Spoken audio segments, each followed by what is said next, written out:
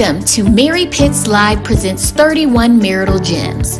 Are you single, married, divorced, or dating? If you answered yes, then this is for you. Mary Pitts is a pastor, spiritual advisor, author, world-renowned speaker, and entrepreneur. Here's your host, Mary Pitts.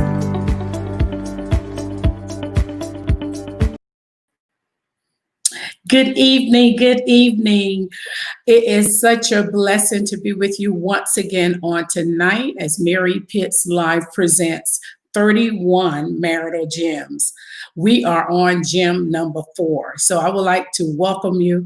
Thank you so much for joining me on tonight. I bless God for you. We had such a tremendous time the last 3 evenings.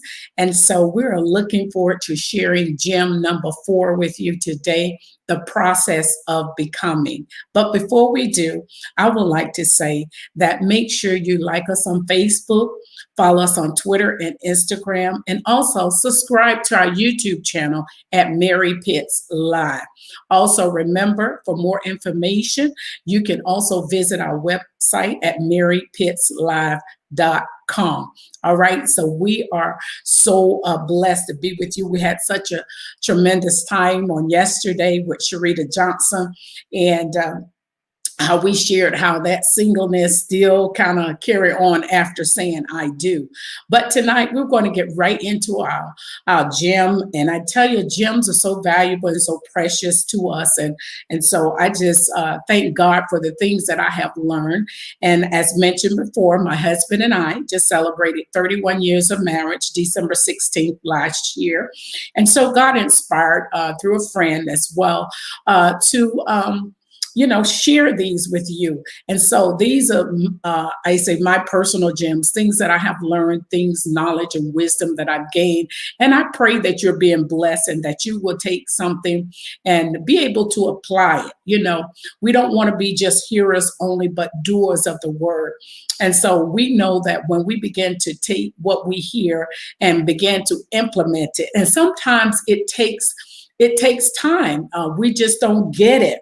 We're inspired about it. We're excited about it. And we thank God for it. And certain things that we put in place and say what we're going to do. And sometimes we fall off the bandwagon, but that's okay. Get back up and continue. And the Bible says as we continue in the word. So that's what we want to do, is continue.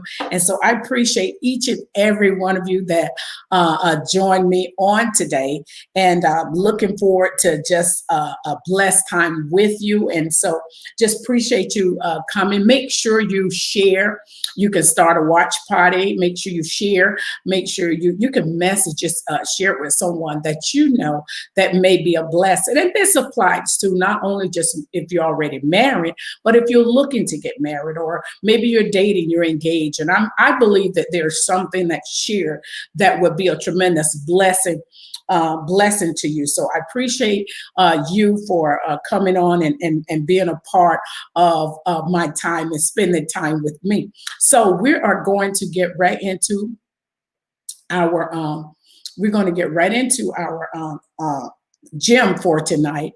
And so I just appreciate each and every one of you that just continue your continued support and everything. And so we just want to get right into our gem for tonight, which is gem number 4, the process of becoming one. It is a process, the process of becoming one. Why don't you put that in the comments? The process of becoming one. The process of becoming one. And so that it is a process. I am telling you, that's one thing I found out. We talk about the two becoming one, but it is a process. And, becoming is, when I begin to think, it's a process of coming to be something or passing into one state to another. But also, when I think about becoming, because a lot of times in becoming one, we think that we're losing something. And I know the other night we kind of talked about losing ourselves. Sharita was just saying how she felt like she was going to lose herself. And so that's like in a negative connotation. So sometimes when we think we're losing something, then it's kind of difficult or for us to embrace it or to implement it in our lives. And so, but instead of looking at it that way, that you're losing something, think about that you're gaining. And so when I think about becoming one, what I think about is I am not a songster because I love to sing, but those of you that do sing, I know that there's those have voices of alto and soprano and tenor and bass and all, but when all of those come together, it brings forth harmony. So when you're coming together, bring forth harmony, and harmony is the sound of things that go together. Well, people singing in harmony are in tune with each other.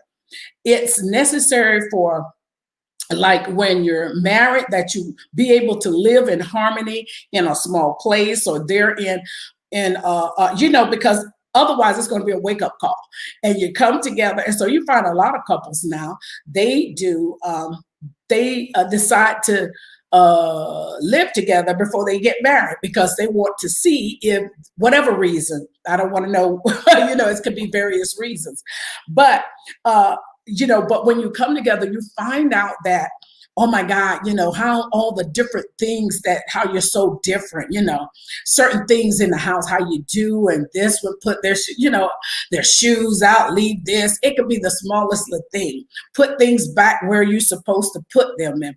And you could be an organized person, and this other person, the person you marry, is not as organized. And sometimes they can come out. And and so it's just because how someone present themselves, doesn't mean that they're that way. So when you come together and live in the same place, you do things differently, your ways different, and it tends to clash. So how do we, the two of us come together in harmony? And so that's what we're talking about tonight, the process of becoming. And so harmony is pleasing. In music, harmony is a pleasing combination and progression of chords. And so, all of those different sounds, they come together and bring a harmony that it sounds like one sound. You can't differentiate the one from the other. It's just so beautiful. You don't even think about the individual voices, the individual chords, or the individual tones. You're just thinking about that one sound that it's making. And so that's what becoming one is. And so you have to have a vision. There has to be a vision. And we want to know that we're becoming one. And that's the attack of the enemy, is to destroy, to break up that oneness. And so we have to make sure that we are coming in harmony. And how do we do that? And it's like my husband and I was talking, and he was just sharing with me, and it was really so profound. He was saying, like, a lot of times we think we losing our individual, like in music or sound or singing, that we're losing our individual voice, but you're not losing your individual voice. What you did had gained some other voices, right? If you're a soprano, you gain a tenor, a bass, and all of that to make a distinct sound. So it's not losing, but you're actually gaining. It's kind of like when let's say your daughter get married, or your son get married. Sometimes you feel like you're losing your son or you're losing your daughter, but you're actually gaining what? When your son get married, you're actually gaining a daughter. You're gaining a daughter-in-law, and vice versa with your daughter. So we have to, if we take and change our mindset and begin to realize that, hey, I'm not losing something, but what I am gaining. And then we'll begin to see how it will be able to help.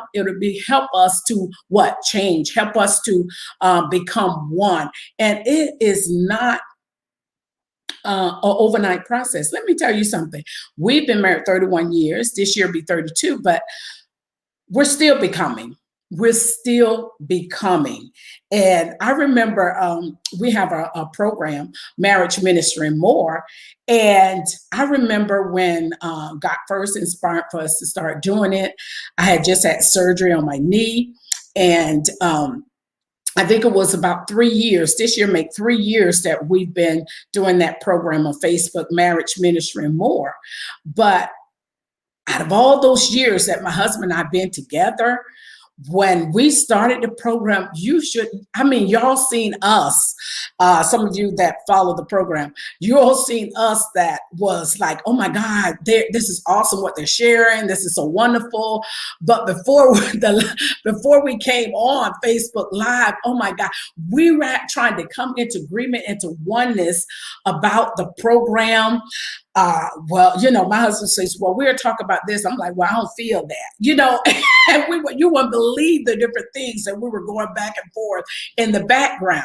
So a lot of times when we experience that, we immediately want to just cut off, you know what, forget it. Forget the program. I don't want to do it. You could do it, But the thing is that you have to always refer back to what is the vision? What's the most important thing? It was the program. It was putting that out. So you're going to go through different changes when you're coming together to work together. See, a lot of times what we don't understand is just because you've been together for years, it doesn't mean, it's a total difference than working together. It's only when you start working together, it's only when you start doing things together that all this stuff will surface. So when you start working together, it's going to surface some things. Come on. What's going to come to light? How you just been doing things by yourself. You rather, because you don't want to deal with conflict or confusion or chaos or all this going back and forth and misunderstanding. You decide, well, I'll just be by myself. I'll just, do it myself. And you'll just isolate. Though you still married, you'll still isolate yourself. And when it comes to certain things, you'll find yourself doing it alone. And that is not good. And so what we understand is because even with the process of becoming one, what God is doing, he is working some things out of you. And so we want to do a work for God, but we don't want God to do a work on the inside of us. So God is going to do a work on the inside of us. And so the work that he starts within. It's not on the outside. See, a lot of times we're looking for the work on the outside, but the work has to start on the inside. So what am I saying? It is normal when you start working together. Come on, you have to move past just being together. It's about working together, doing things together. And when you do things together, come on, it begins to, we talk about when last night, how compromising, how coming together when one may love to watch certain type of movies and you don't, or love to do certain things. And so a lot of times we want that person to come over into our world, but we don't want to go into their world. So we have to come together, right, and work together. And I'm saying to you, when you start working together, it's going to surface everything that you have been laying dormant. Singleness going to come up, doing things by yourself. Because we say, I love everybody, because you know what? Because you haven't been interacting with anybody. That's why you love everybody. But once you start interacting and once you start working together, once you start coming and begin to talk about some things, you'll see that process of becoming one. It is not automatic.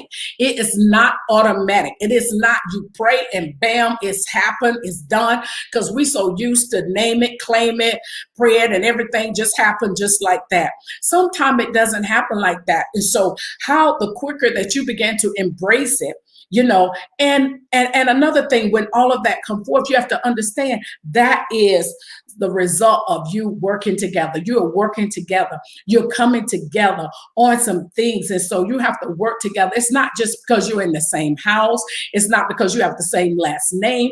It's not because you have the same job, same this. And so a lot of times, I know when my husband and I first met, we was compatible in so many ways. And just because you're compatible, it don't mistaken that for oneness. All right? Don't mistaken being compatible. And what I mean by that is both of us had certain things in common. Both of us worked in the hospitality industry. Both of us, was in church. We loved. So it was quite a few things that we found that we both were, worked together. We both had in common. And so, but don't mistake it because you have certain things in common that, oh my God, we're so much alike. We're one. No, no, no, no, no, no, no. No, you haven't. No, darling, don't mistake in that. You haven't gone through the process of yet until you start working together. You start doing some things. And first, when we first meet someone, we're so impressive and we try to put, we just take anything. We don't have any, whatever you want to do and all these things like that. But once you get married and once you in this marriage, in this relationship, you are going to go through different changes. You're going to go through the process. So I want to say that it is normal in becoming one. What is becoming? Not only you and your spouse becoming one, but you know what else has to become one? Your families are blending.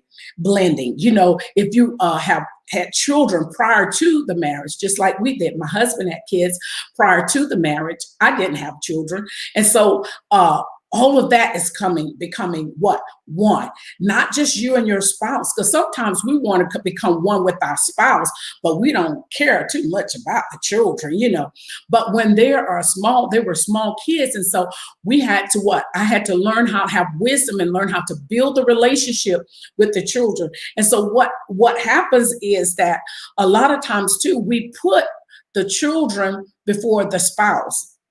And so we're protected of the children. We put the children before the spouse. And even that is a process. And so you got so many dynamics of this relationship that's coming in here. And so what I'm doing today is really want to bring an awareness, things that you must consider and think about that don't go in blind. And even if you're married now, just begin to think about that there is a process. There's the things that you have to consider. There's the children involved that becoming one. We just think about just being the spouse becoming one, but you have so many other things that where you becoming one. You have to become one with the finances, one with, how you raise children. Because some of us, we raise children differently. We raise, when it comes to finances differently. So we have to become one. And so, but a lot of times that what we want to do is what? We want to communicate. We want to talk about it.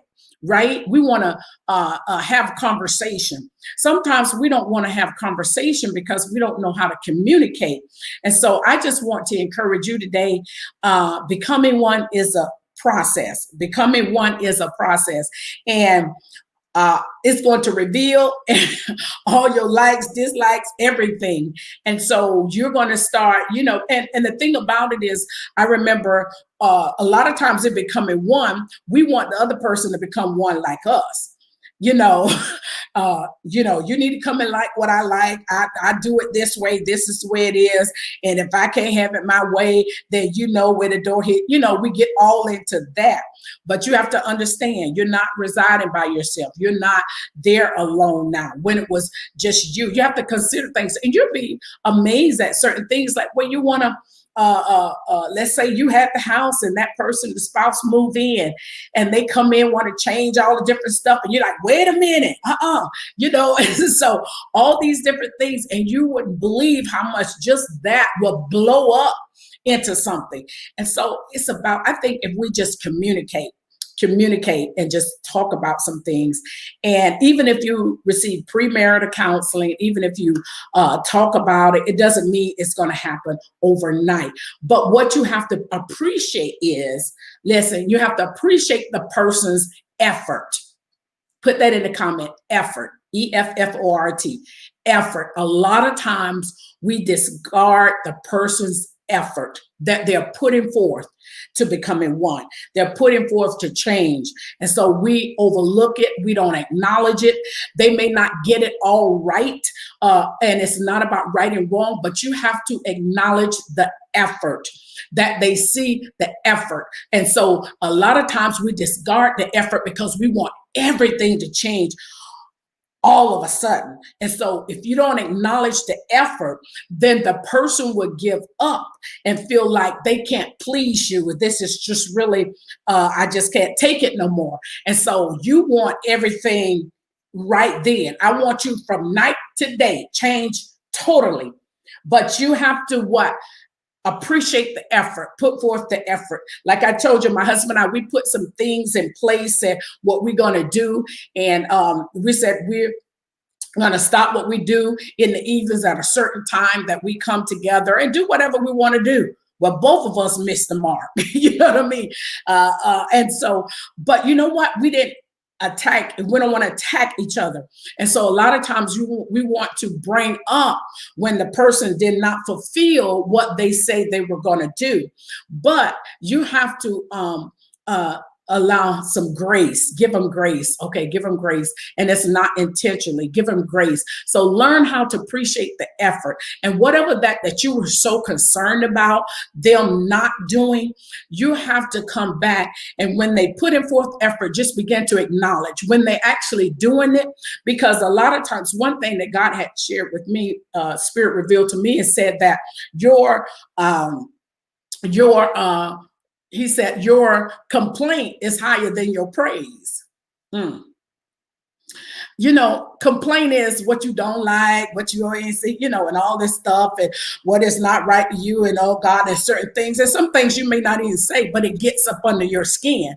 So that was becoming higher than my praise. What am I saying? What am I saying is that when the person, when my husband, when my spouse, when your spouse begin to start doing some things, changing some things, and doing, you know what? We downplay it. But when it's something that we don't like, we will talk about it 24/7. How much time are you talking about what's not happening, what you don't like, what you're not doing, and all of that? But when they start putting forth the effort, there is it's like a silence. It's like you don't see it, you don't recognize it, you don't acknowledge it. And we'll say, you never. And when that is not true, we can't use the word never, because we know that they have. So what am I saying today is what the process of becoming, it is a process, but don't prolong the process. Okay. Don't prolong the process. You know what I mean? So I'm saying to both, you know, that's involved in the relationship. So with me, okay, if there's something that I'm looking for my husband to change or whatever, you know what I'm saying? Be patient with the process. I need to be patient with the process. But then with him, he's not to prolong the process. So both of us are changing, right? If one is being patient with the other with the process, then the other one should not be prolonging the process. All right. So I pray that this have encouraged you today, and pray that you have been blessed today. But you know, it is a process, and you want to make sure have an understanding. And like I say all the time, if you want, relationship is already tough. Relationship is you have to go through changes as we're changing from one glory to the other. So the first and foremost relationship that you need to have is that relationship with the Lord.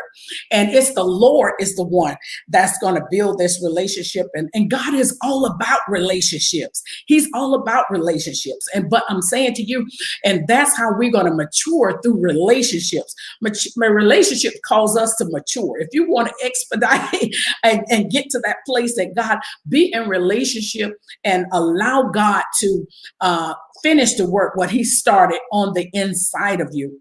And so I want to say today is that be patient with the process. All right. Be patient with the process, but don't prolong the process. All right. And so we're all about pleasing each other. It's about pleasing each other. It's not my way, his way, my way, but it's about God's way. And I'm saying to you that God will give you the wisdom, give you the knowledge and the understanding. Just pray and ask him. I'm saying this to you because I am a witness to it. And so I know that we have come to just started a new year. And we have come to end one thing, you know. And so what I'm saying to you today, some of you, not only the 2020 have ended, some have said, you know, I just be glad when this year end. And, you know, now the year ended as if, you know, other things have ended. But some of you have purpose in your heart that, you know what, I am through with this relationship. I am not going any further. I'm not going to put up with what I put up in in 2020, 2021. No, it's going to be a new me and I'm going to change. No, what you're changing is all the external, but you're not changing on the inside. What am I saying today? The only thing that what I like to say, because I'm all about reconciliation, I'm all about how do we maintain the relationships, because you know what, we start relationships and we quit the end relationships. But do we have the patience and the love and the gentleness and the kindness and all of that to maintain a relationship? So I want to encourage you. I know it may look like there's no hope, but there is hope. Praise God. So I love you today. I thank God for you. And thank you so much for tuning in today. And I would like to thank each and every one of you for joining me today. I appreciate all of you.